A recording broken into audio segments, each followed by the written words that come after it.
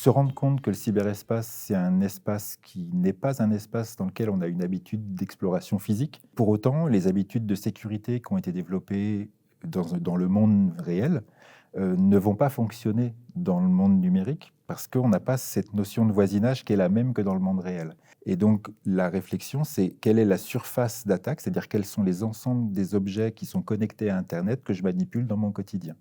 Il ne faut pas être naïf, ça c'est sûr. Il ne faut pas être naïf par rapport au risque d'attaque. C'est-à-dire que chaque objet qu'on utilise qui est connecté à Internet peut être utilisé comme une porte d'entrée par un pirate. La manière d'utiliser ces objets doit demander une réflexion de comment je le sécurise. Ça peut être en utilisant des mots de passe, ça peut être en utilisant des mécanismes de sécurité. On n'évitera pas le fait de se faire attaquer. Du coup, la solution pour ne pas dépendre de ce besoin-là, c'est d'avoir sauvegardé ces données dans plusieurs endroits.